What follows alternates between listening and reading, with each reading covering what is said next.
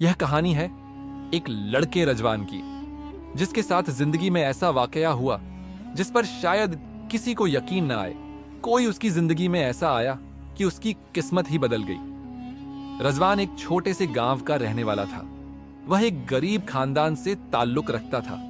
बावजूद इसके कि वह पढ़ा लिखा नौजवान था, लेकिन गांव में कोई सुविधा उसके लिए कोई नौकरी नहीं थी। फिर एक दिन वह अपने माँ बाप से कहने लगा, अब्बा, मैं शहर जाकर अपनी किस्मत आजमाना चाहता हूँ। शहर जाकर नौकरी करूंगा तो 4 पैसे हाथ आएंगे। यह सुनकर उसके माँ बाप परेशान हो गए और कहने लगे, रजवान बेटा, शहर के लोग बहुत चालाक और मक्कार होते हैं। तुम जैसे सीधे सादे और भोले भाले नौजवान को देखकर कहीं कोई धोखा ना दे दे। रजवान कहने लगा, नहीं अब्बा जान, ऐसा नहीं होगा। मैं शहर जाना चाहता हूँ और अपनी किस्मत बदलना चाहता हूँ। हो सकता है कि वहां जाकर मैं 4 पैसे कमाऊं और घर के हालात बदल जाएं। रजवान ने अपने माँ बाप को राजी कर लिया था। वैसे भी उसके 5 छोटे बहन भाई थे। बाप एक गरीब मजदूर था और माँ भी लोगों के घरों में कामकाज करती थी। बड़ी मुश्किल से उसने रजवान को मैट्रिक तक तालीम दिलवाई थी। फिर एक दिन रजवान ने अपना सामान बांधा और शहर की तरफ रुख कर लिया। वह अपने गांव के नजदीक एक बहुत बड़े शहर में आ गया था। यहां पर वह किसी को जानता नहीं था, तो फिर नौकरी कैसे तलाश करता। 2 दिन तक वह ऐसे ही सड़कों पर खवार होता रहा। बाप ने उसे खर्चे के लिए जो पैसे दिए थे, अब वह भी आहिस्ता आहिस्ता उसके पास खत्म होते जा रहे थे, लेकिन उसे कहीं नौकरी नहीं मिल रही थी। फिर एक दिन वह थक हार कर एक दरख्त के नीचे बैठ गया। यह एक खूबसूरत सा इलाका था। यहाँ पर बड़े बड़े बंगले थे। वह परेशान सा सर झुकाए बैठा था कि अचानक उसके पास एक आदमी आकर बैठ गया। वह रजवान को देखकर कहने लगा, क्या हुआ बेटे, बहुत परेशान लग रहे हो, लगता है किसी देहात से आए हो। यह सुनकर रजवान घबराया हुआ कहने लगा, जी हाँ, मैं यहाँ नौकरी की तलाश में आया था, लेकिन लगता है कि शहर की सड़कों पर नौकरी तलाश करना बेवकूफी है, क्योंकि 3 दिन से मैं भटकता फिर रहा हूं। अभी तक मुझे कोई नौकरी नहीं मिली। यह सुनकर वह आदमी कहने लगा, मेरे पास तुम्हारे लिए एक नौकरी है, क्योंकि मैं लोगों की मदद करता हूं। अगर चाहूं तो तुम्हारी भी नौकरी लगवा सकता हूं। यह सुनकर रजवान खुश हो गया और जल्दी से उस आदमी से कहने लगा, बस मुझे कोई ऐसी नौकरी दिलवा दीजिए जहां पर मेरे रहने का भी बंदोबस्त हो और मुझे तनख्वाह भी मिल जाए, क्योंकि मैं अपने माँ बाप को बहुत उम्मीद दिलाकर इस शहर में आया हूं, अपने हालात बदलने के लिए, क्योंकि मैं एक गरीब खानदान से ताल्लुक रखता हूं। यह सुनकर वह आदमी कहने लगा, देखो, तुम्हारी नौकरी तो मैं लगवा दूंगा, लेकिन जहां पर नौकरी है वहां पर कुछ अजीब और गरीब बातें मशहूर हैं। जैसे कि वह एक बंगला है जो बहुत पुराना है। वहां पर एक खानदान रहता है, लेकिन कहते हैं कि उस बंगले में कई साल पहले एक अजीब सी बात हुई थी, जिसकी वजह से आज भी वह बंगला रहस्यों से भरा हुआ है। यह सुनकर रजवान चौंक गया था। वह हैरत से कहने लगा, लेकिन कैसा राज? तो वह आदमी कहने लगा, मुझे इस बारे में कोई मालूम नहीं, लेकिन हकीकत यह है कि कोई भी वहां नौकरी करने के लिए तैयार नहीं होता। उन्हें एक घर के मुलाजिम की जरूरत है। तुम वहां पर मुलाजिम की हैसियत से काम करना और बदले में वह तुम्हें तनख्वाह देंगे और रहने की जगह भी, खाना भी मुफ्त होगा। यह सुनकर रजवान खुश हो गया और कहने लगा, मुझे कोई परवाह नहीं किसी भी बात की, बस आप मेरी वहां नौकरी लगवा दीजिए, आपकी बड़ी मेहरबानी होगी। इतनी मिन्नत समाजत करने के बाद वह आदमी उसकी नौकरी लगवाने पर तैयार हो गया था। रजवान उसके साथ बहुत खुश था। अब वह आदमी उसे अपने साथ उसी बंगले पर लेकर जा रहा था। रजवान उस बंगले के सामने आया तो उसकी खूबसूरती देखकर हैरान रह गया। वह बंगला बहुत ही खूबसूरत था, इतना खूबसूरत जैसे संगमरमर से बना हो, चारों तरफ रोशनियां बिखरी हों। लगता था कि यह लोग बहुत अमीर कबीर हैं। रजवान खुश था कि इतने अमीर लोगों के दरमियान उसे नौकरी मिल गई है। फिर वह आदमी उसे अंदर ले गया। सामने ही एक आदमी खड़ा था जो यहाँ का मालिक नजर आता था। वह आदमी उसे कहने लगा, मालिक, मैं इस नौजवान को लेकर आया हूं। इसका नाम रजवान है और यह नौकरी करना चाहता है। यह सुनकर वह आदमी खुश हो गया और कहने लगा, ठीक है, मुझे कोई ऐतराज नहीं, तुम इसे सर्वेंट क्वार्टर में ले जाओ। यूं रजवान अपने कमरे में आ गया था। अब इस घर में उसकी नौकरी का आगाज हो गया था। रजवान अपने आप को बहुत खुशनसीब समझ रहा था कि शहर में उसे इतने अच्छे बंगले में नौकरी मिल गई थी, वह भी इतनी जल्दी। लेकिन वह नहीं जानता था कि यहां पर आकर उसने अपनी जिंदगी की सबसे बड़ी गलती की है। आगे उसके साथ जो भी होने वाला है वह एक नाकाबिले यकीन बात है। फिर 2-3 दिन तक वह मुलाजिम की हैसियत से घर के काम काज करता रहा। जो भी घर का काम होता मालकिन उसे बता देती।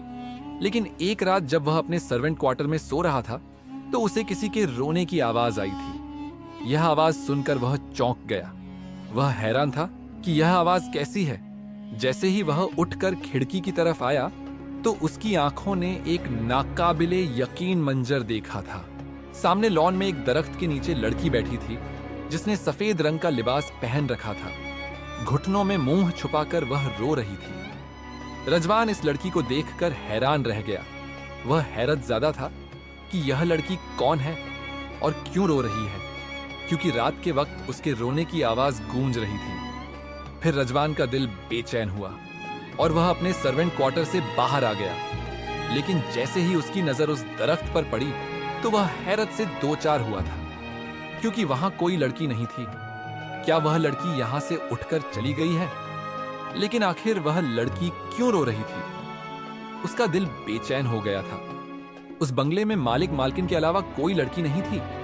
बाद में उसे पता चला था कि मालिक के 2 बेटे बाहर मुल्क जा चुके हैं, वह भी पढ़ाई करने के लिए, और इस घर में सिर्फ वह दोनों ही रहते हैं। लेकिन आखिर ऐसा कौन सा राज था जिसके बारे में वह आदमी उसे कुछ अजीब सी बात कर रहा था?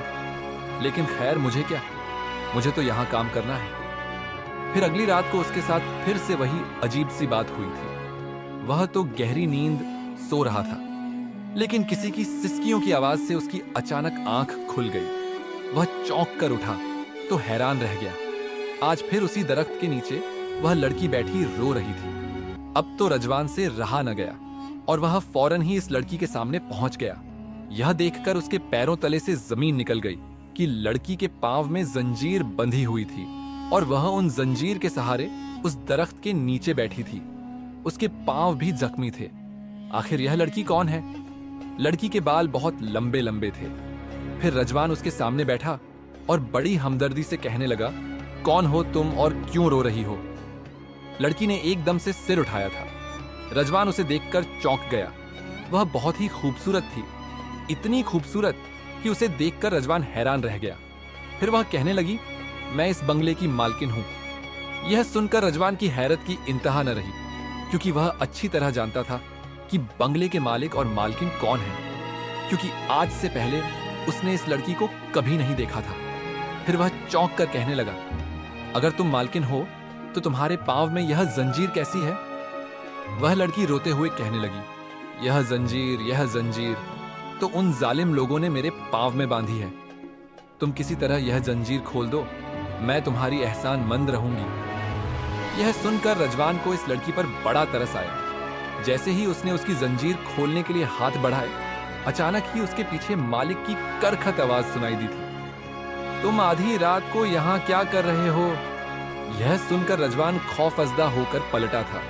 फिर वह मालिक से कहने लगा, साहब जी, वह दरअसल ये लड़की रात को रो रही थी तो मैं परेशान हो गया था। तो मालिक हैरान होकर कहने लगा, कौन सी लड़की, किसकी बात कर रहे हो तुम? जैसे ही रजवान ने सामने की तरफ देखा तो खौफ के मारे वह बुत बन गया, क्योंकि उसके सामने लड़की का नाम ओ निशान भी नहीं था। न जाने वह कहां चली गई थी। रजवान खौफ से ढलकर रह गया था। कभी वह मालिक को देखता तो कभी उस दरख्त को जिसके नीचे वह बैठी हुई थी और अपनी दर्दनाक कहानी सुना रही थी। लेकिन अब वहां कोई भी नहीं था। मालिक कहने लगा, देखो, मुझे रात को यहां भटकते हुए नजर न आओ, अपने काम से काम रखो। यह कहकर मालिक ने रजवान को अपने कमरे में जाने का कह दिया था। रजवान ने सिर झुकाया और खामोशी से अपने कमरे में आकर लेट गया। लेकिन वह सोच रहा था कि आखिर वह लड़की कौन थी और क्यों रो रही थी, और फिर अचानक मालिक के आने पर कैसे गायब हो गई, यह मामला उसकी समझ से बाहर था।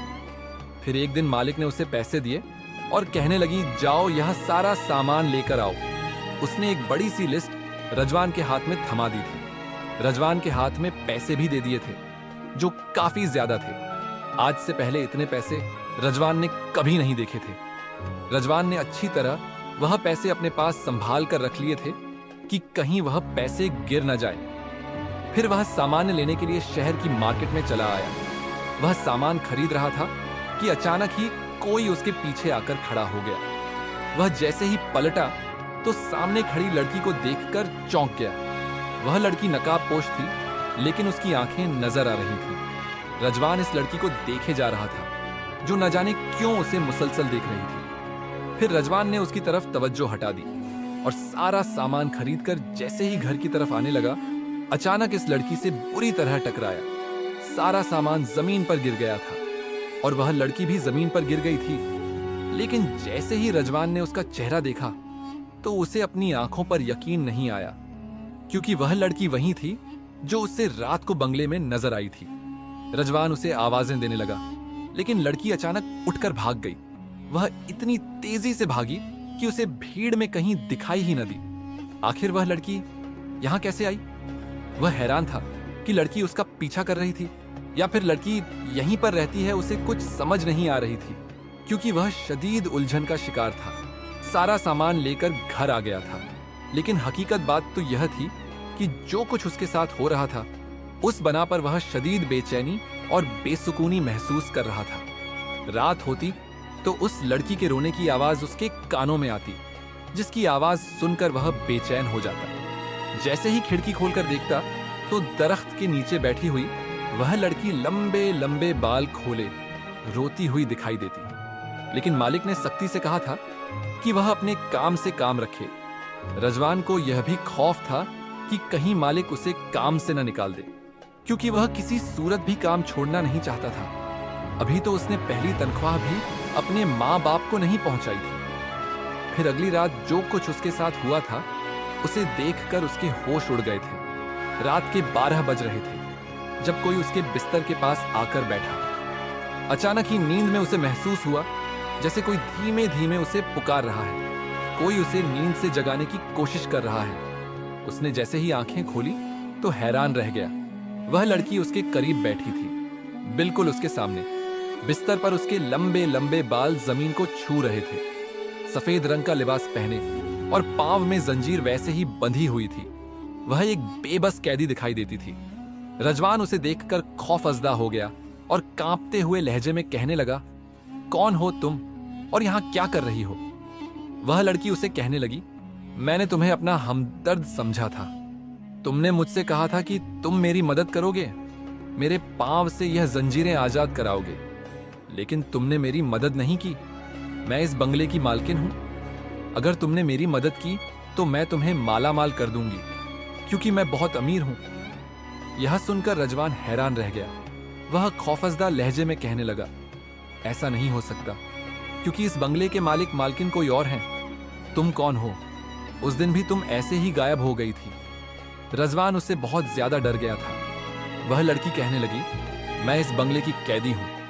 अगर यकीन नहीं आता तो तुम इस बंगले में मौजूद तह खाने को तलाश करना। मुझे वहां पर रखा गया है, सिर्फ और सिर्फ मेरी दौलत की वजह से। अगर तुम मेरी मदद करोगे और मुझे यहां से आजाद कराओगे तो मैं अपनी आधी दौलत तुम्हें दे दूंगी। यह सुनकर रजवान की आंखें हैरत से फटी की फटी रह गई थी। वह लड़की कहने लगी, अब मैं चलती हूं, लेकिन मेरी बात पर गौर करना।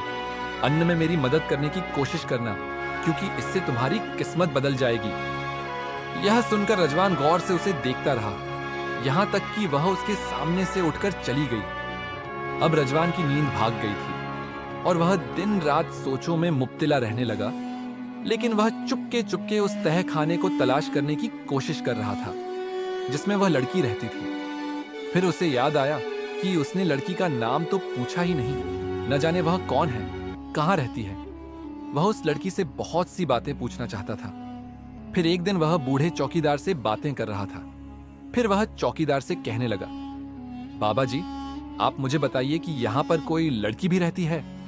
यह सुनकर चौकीदार ने चौंक कर उसे देखा, फिर कहने लगा, अच्छा, तो वह तुम्हारे सामने भी आने लग गई। जो भी यहां काम करता है वह सबके सामने आती है, लेकिन तुम उसके धोखे में नहीं आना। यह सुनकर रजवान हैरान रह गया और हैरत से कहने लगा, यह आप क्या कह रहे हैं? मैं कुछ समझा नहीं। तो वह चौकीदार कहने लगा, वह लड़की जिंदा नहीं बल्कि मर चुकी है, बल्कि उसकी रूह यहां भटकती फिर रही है। इसलिए अगर आइंदा वह तुम्हारे सामने आए तो तुम आंखें बंद कर लेना, वह खुद ही गायब हो जाएगी। यह सुनकर रजवान के होश उड़ गए थे। उसका वजूद बुरी तरह कांपने लगा। अभी तो उससे काम करते हुए 15 दिन भी नहीं हुए थे और उसके साथ यह सब हो रहा था। उसका खौफ से पीला पड़ता चेहरा देखकर चौकीदार हंसने लगा और कहने लगा, घबराओ मत, वह तुम्हें कोई नुकसान नहीं पहुंचाएगी, बस अपनी अजीब ओ गरीब कहानी सुनाती है। मुझे भी सुनाई थी, लेकिन मैंने उसकी बातों पर यकीन नहीं किया। फिर उसने मुझे तंग करना छोड़ दिया, इसीलिए तुम भी उसकी बातों पर गौर न करो। अगर यहां काम करना है तो क्योंकि मालिक बहुत अमीर है, अगर यहां काम करते रहे तो तुम्हारे हालात बदल जाएंगे। लेकिन रजवान बिल्कुल खामोश था। उसे लड़की की आंखों में दर्द दिखाई दिया था। अगर वह लड़की जिंदा नहीं है तो ऐसे क्यों लगती है जैसे बिल्कुल जिंदा सलामत मेरे सामने बैठी थी? आखिर यह सब क्या हो रहा है? रजवान ने दोनों हाथों में सिर थाम लिया था। फिर अगली रात वह सो न सका था। ऐसे लग रहा था कि कोई अपनी दुख भरी आवाज में कोई गाना गा रहा है। लेकिन जैसे ही वह बाहर आया तो उसी लड़की कहीं दिखाई न दी। आज वह लड़की उसके सामने नहीं आई थी, लेकिन रजवान की आंखें उसे तलाश कर रही थीं। तभी अचानक उसे याद आया कि उसने कहा था कि वह इस बंगले में मौजूद तहखाने में रहती है। क्या चौकीदार बाबा कोई झूठ कह रहा है या इसमें हकीकत है? अगली सुबह रजवान हस्बे मामूल अपने कामों में मसरूफ रहा, लेकिन उसका दिल ओ दिमाग सिर्फ एक ही सवाल में उलझा हुआ था, क्या वाकई वह लड़की मर चुकी है? अगर हां, तो उसकी रूह यहां क्यों भटक रही है? चौकीदार की बातें उसके जहन में गूंज रही थी, लेकिन लड़की की आंखों में जो कर्ब, जो मदद की इल्तिजा थी, वह झूठ नहीं हो सकती थी। रजवान ने फैसला कर लिया कि वह तहखाना हर सूरत तलाश करेगा। उसे इस लड़की की बात पर यकीन था और शायद यही उसकी तकदीर का मोड़ हो। रात के सन्नाटे में जब सारा बंगला नींद की आगोश में था, रजवान आहिस्ता आहिस्ता सीढ़ियों के नीचे बंगले की पिछली तरफ गया, जहां एक पुराना दरवाजा था जिस पर झंग आलूद ताला लगा हुआ था। रजवान ने चौकीदारी कमरे से चोरी छुपे पुरानी चाबियां निकाली थी। कुछ कोशिश के बाद ताला खुल गया और दरवाजा चर की आवाज के साथ खुल गया। अंदर अंधेरा और नमी की तेज बू थी। जैसे ही वह अंदर दाखिल हुआ, सर्द हवा का झोंका उसके चेहरे से टकराया। वह आहिस्ता आहिस्ता सीढ़ियों से नीचे उतरा और नीचे एक खामोश तारीक राहदारी उसका मुंतजिर थी। वह एक एक कदम सोच समझ कर रख रहा था। दीवारों पर मकड़ियों के जाले, पुरानी खून आलूद चादर और फर्श पर बिखरे कपड़ों ने उसके जिस्म में खौफ की लहर दौड़ा दी। अचानक एक दरवाजा दिखाई दिया जिस पर पुरानी उर्दू में लिखा था, वह राज जिसकी तलाश में तुम यहां आए हो, आओ मैं तुम्हें इस राज से वाकिफ करती हूं। इस राज को पढ़कर तुम्हें मेरी हकीकत का इल्म हो जाएगा। रजवान ने दरवाजा खोला तो एक छोटा सा कमरा नजर आया और वही लड़की जंजीरों में जकड़ी फर्श पर बैठी हुई थी। वह बिल्कुल हूबहू वैसी ही थी जैसे वह रातों को नजर आती थी। जैसे ही रजवान ने दरवाजा खोला, लड़की ने सिर उठाया और धीमी सी मुस्कुराहट के साथ बोली, तुम आ गए? मुझे यकीन था कि तुम आओगे। रजवान खौफ के बावजूद कमरे के अंदर गया। वह पूछने लगा, तुम कौन हो? क्यों कैद किया गया तुम्हें? और अगर तुम मर चुकी हो तो जिंदा रूह की तरह नजर क्यों आती हो? लड़की की आंखों में आंसू आ गए। वह बोली, मेरा नाम जहरा है। तुम्हें शायद मेरी दर्दनाक कहानी सुनकर यकीन न आए कि मैं तो एक रूह हूं, लेकिन इंसाफ की तलबगार, क्योंकि कई साल पहले मेरे साथ एक बहुत बड़ी नाइंसाफी हुई है। मैं तो एक मासूम ख्वाबों में जीने वाली लड़की थी, लेकिन ऐसे लगता है जैसे किसी ने न सिर्फ मेरे ख्वाबों का खून किया, बल्कि मुझे भी गला घोंट कर मार दिया गया, क्योंकि मैं वाकई मर चुकी हूं। मगर मेरा कत्ल मामूली नहीं था। मेरे सौतेले भाइयों ने मुझे मेरी दौलत के लिए जिंदा दरगोर कर दिया। जो यहाँ के मालिक बनते हैं वह मेरे सौतेले रिश्ते हैं। मेरे वालिदैन के मरने के बाद मैं इस बंगले की वारिस बनी, लेकिन मेरे भाइयों ने मुझसे सब छीन लिया। मैं चीखती रही, रोती रही, लेकिन किसी ने न सुना। यहां इस तह खाने में मुझे जंजीरों में बांध दिया गया। मुझे भूखा प्यासा रखा गया, यहां तक कि मैं एक पानी के घूंट के लिए भी तरसती थी। मुझे कई कई दिन तक रोटी भी नहीं दी जाती थी। मेरी सारी दौलत पर कब्जा करके उन्होंने मुझे भूखा तड़पा तड़पा कर मार दिया, और फिर एक दिन मैं हमेशा के लिए खामोश हो गई। बस मेरी रूह आज भी इंसाफ मांगती है। रजवान ने कांपती आवाज में पूछा, मैं तुम्हारे लिए क्या कर सकता हूं? तुम्हारी कहानी सुनकर मेरी रूह कांप गई है। मुझे यकीन नहीं आता कि कोई इस कदर भी बेरहम हो सकता है। मैं तुम्हारी हर मुमकिन मदद करने के लिए तैयार हूं। मुझे किसी दौलत का लालच नहीं। जहरा ने आहिस्ता से कहा, अगर तुम मेरी हड्डियों को इस कैद से आजाद करके करीबी कब्रिस्तान में दफना दो और मेरे कातिलों को बेनकाब कर दो, तो मेरी रूह हमेशा के लिए आजाद हो जाएगी। और मैं वादा करती हूं, तुम्हें तुम्हारी किस्मत से ज्यादा दूंगी। रजवान के दिल में हमदर्दी और खौफ की एक नई लहर दौड़ गई थी। उसने सिर हिलाकर हामी भर ली, लेकिन तभी पीछे से किसी के कदमों की आवाज सुनाई दी। कोई नीचे आ रहा था। रजवान फौरन झारा से दूर हट गया और दरवाजे के पीछे छुप गया। नीचे आने वाला शख्स खुद बंगले का मालिक था। उसके हाथ में एक पुराना ताला और चाबी थी। मालिक दरवाजा खोलकर कमरे में दाखिल हुआ और जहरा को मुखातब करके बोला, अब तुम कभी आजाद नहीं हो सकती, न तुम्हारी रूह न तुम्हारी दौलत। यह सब सुनकर रजवान का खून खौल उठा। अब उसे यकीन हो गया था कि यह आदमी जहरा का कातिल है। रजवान ने बंगले के मालिक की बातें सुन ली और अब उसके दिल में सिर्फ एक ही बात चल रही थी, जहरा को इंसाफ दिलाना। मालिक के वापस जाते ही रजवान ने जहरा की तरफ देखा। वह आहिस्ता से बोली, अब तुम सच जान चुके हो। अगर तुम हिम्मत करो तो मेरी रिहाई मुमकिन है। बस मेरी लाश को इस जगह से निकालकर दफना दो। रजवान ने फैसला कर लिया था। वह हैरत से अपने दिल में जहरा के लिए अजीब सी मोहब्बत महसूस कर रहा था और उसे उसकी रूह से जरा भी खौफ महसूस नहीं होता था, क्योंकि जो जुल्म उसके साथ हुआ था उसे सोचकर ही वह इस बात पर गमजदा हो जाता कि इतनी नाइंसाफी, वह भी एक मासूम लड़की के साथ। उसे तो इंसाफ जरूर मिलना चाहिए। अगली ही रात जब सब सो गए, वह तह खाने में गया और जहरा की जंजीरों से जकड़ी लाश, जिसके फकत बाकियात मौजूद थीं, को निकाला।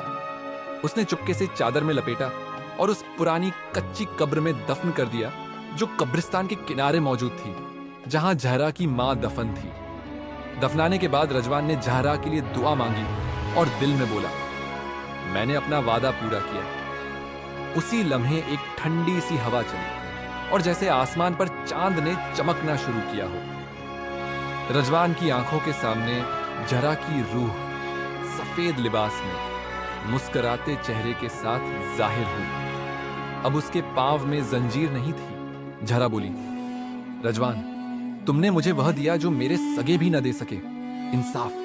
तुम्हारी नीयत सच्ची थी, इसलिए मेरी दौलत में से तुम्हारा हिस्सा तुम्हें जरूर मिलेगा। यह कहकर वह धुंध की तरह गायब हो गई। 2 दिन बाद ही कुछ ऐसा हुआ जिसने सबके होश उड़ा दिए थे, क्योंकि पुलिस का एक वफद बंगले पर आया। रजवान ने चुपके से एक खत चपरासी को दे दिया था, जिसमें पूरा वाकया तहरीर था। जहरा के कत्ल की कहानी, तह खाने की निशानदेही और बाकियात की जगह। पुलिस ने तफ्तीश की और बालाखिर मालिक को गिरफ्तार कर लिया। मीडिया में हलचल मच गई। जालिम भाई ने अपनी सगी बहन को दौलत की खातिर तह खाने में कैद करके मार दिया। यह हर जगह फैल गई। लोग तौबा तौबा करने लगे कि इतना जुल्म मुंह भी एक मासूम लड़की के साथ। लेकिन बालाखिर उसे इंसाफ मिल गया था, क्योंकि उसकी मौत लोगों के सामने आ गई थी। वह तो इस मामले को दबाने की कोशिश कर रहे थे, लेकिन जहरा की रूह बेचैन थी इंसाफ पाने के लिए। अदालत में मुकदमा चला और जहरा को इंसाफ मिल गया। रजवान को बहादुरी के सिले में इनाम मिला और जहरा की जायदाद से अदालत के हुक्म पर उसे कानूनी तौर पर हिस्सा दिया गया। रजवान अब एक कामयाब और खुशहाल नौजवान था, क्योंकि मुजरिम सजा पाने के बाद जेल में चले गए थे, जबकि इस बंगले में रखी हुई वह सारी दौलत वहीं उस तह खाने में दफन थी, जिसका राज जहरा ने रजवान को बताया था। सारी दौलत का हकदार रजवान बन गया था। वह अपने माँ बाप और बहन भाइयों को शहर ले आया था। उसके माँ बाप बहुत खुश थे। उन्हें यकीन नहीं आ रहा था कि उनकी किस्मत बदल गई है। गांव के झोपड़ी नुमा घर से निकलकर अब वह एक इज्जतदार जिंदगी गुजार रहा था।